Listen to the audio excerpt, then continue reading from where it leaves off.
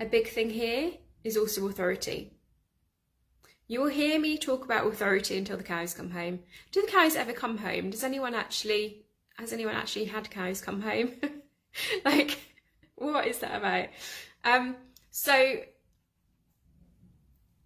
also what creates simplicity for you is that knowing that you are the authority and that you have all of the answers inside of you. And yes, you still need spaces and support and coaches and mentors and things like that. And only the support that holds you at your authority. So another thing you will hear me talk about, which I'm very, very passionate about, is coaching and actual genuine coaching, which the belief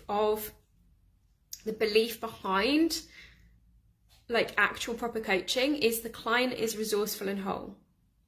The client has everything they need inside of them, and we are there as coaches to hold that space for them, to hold them in that energy so that they too can access their feminine channel and they can channel those answers, and they can have those answers, you know, which are either that co-creation with the divine or are within them. And I am so passionate about coaching, proper coaching, because it builds authority. So my prompt to you is to consider, like, what spaces are you being held in that hold you as the authority versus spaces that say, I am the authority. And we see this everywhere. And this, of course, is a divine balance.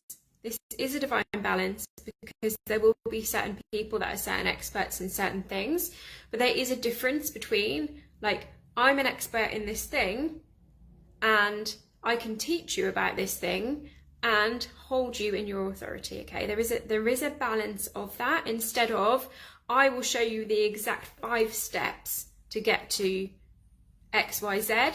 This is what you need to do. That is not holding you in the authority. And when you go into those spaces and you invest money into those spaces, this stops your authority, this stops your flow of money, this stops your flow of clients, because you're not the authority. And we need to be that authority to attract to us. Now the dog is like rolling around everywhere.